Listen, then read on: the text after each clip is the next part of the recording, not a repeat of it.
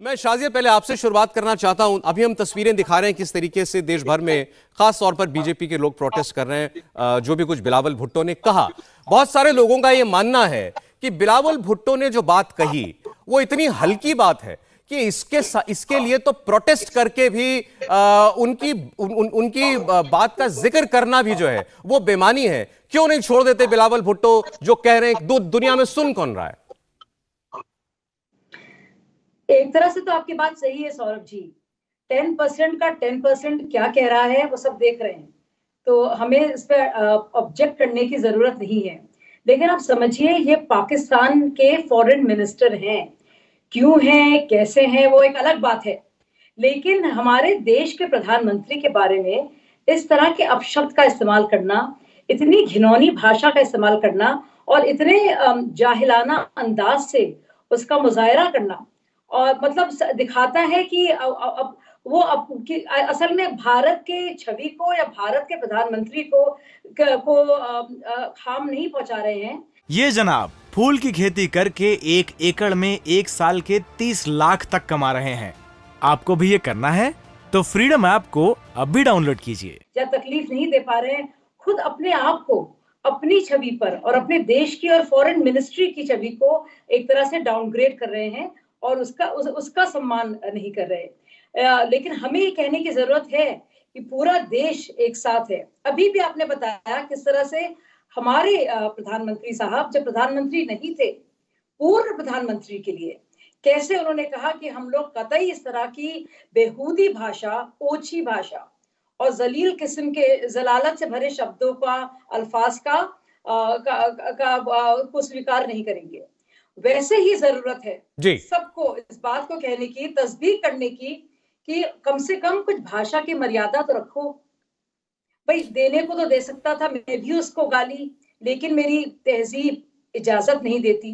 तो ये कैसी तहजीब है, ये कैसी तरबियत है? जैसे आरज़ू कह रही थी, मतलब ना जानते हैं किसी चीज के बारे में, गहराइयां जरा सी भी है नहीं, किसी बात की समझ है नहीं, और वो भी फॉरेन मिनिस्टर के तौर पर।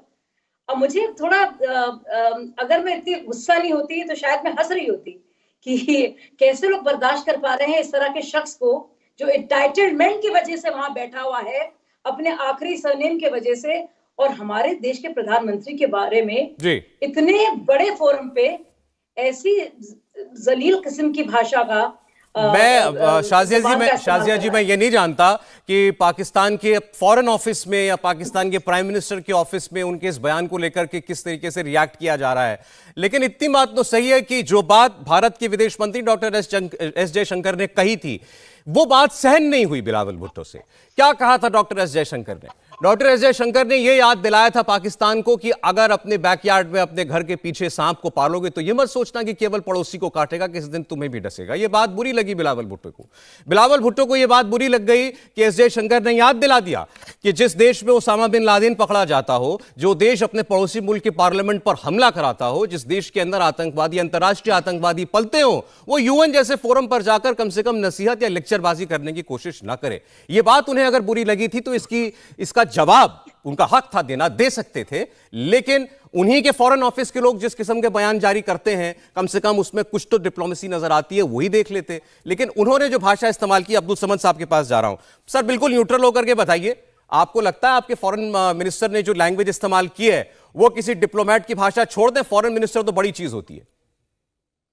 देखें, इससे पहले जो एक्शन होगा उसका रिएक्शन भी होगा। अगर यूएन के प्लेटफॉर्म के ऊपर एस जयशंकर साहब ने अगर कोई बात की और पाकिस्तान को फिर वही एक रटी रटाई बातें जो आपकी तरफ से हमेशा होती हैं, ये पार्लियामेंट अटैक का रेफरेंस दिया, उसके जवाब में, और फिर पार्लियामेंट अटैक के रेफरेंस में क्या उसको लिंक कर देना कि उसामा बिन लादेन के जी वो शायद जो उसकी फर्दर इंडिया की तरफ से बात आती है कि उसामा बिन लादेन को इवैक्यूएशन के लिए, यानी कि आपके पास एक जैश मोहम्मद, लश्कर तैयबा और उसामा बिन लादेन, ये 3 वो नाम है जिनको आप हमेशा अपना जिक्र करते रहते हैं। अगर ये पार्लियामेंट अटैक का जिक्र ना होता उस प्लेटफॉर्म के ऊपर, कोई और बात होती, कोई म्यूचुअल जो को ट्रेड या कोई इस तरह की कोई बात करते तो चलो फिर भी समझ आती थी। जब बात होगी, और दूसरी बात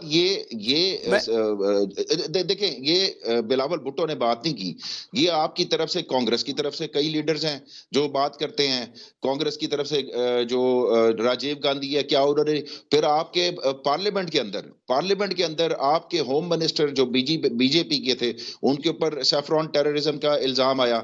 ये बातें तो आपके पार्लियामेंट के अंदर होती हैं। अगर उन्होंने यूएन के प्लेटफॉर्म के ऊपर एक रेफरेंस जो था वो दे दिया। मैंने आपको शुरुआत में ये मोदी जी का बयान इसलिए दिखाया था कि उस वक्त भी ये होता था 2014 में, और भारत में ये होता है। हम अपने देश के अंदर अपने लीडर को जो कह रहे हैं वो हमारी अपनी अंदर की राजनीति है, गलत हो सकती है, लेकिन हमारे देश की बाउंड्री के अंदर हो रही है ना। अभी आपने जिक्र किया कि डॉक्टर एस जयशंकर के एक बात का एक्शन का रिएक्शन हुआ। मैं समझना चाहता हूं आपसे कौन सा रिएक्शन था। वो पूरी टाइमलाइन देखिए जरा, क्या हुआ यूएन सिक्योरिटी काउंसिल की उन बैठकों में। मैं आपको बताता हूं।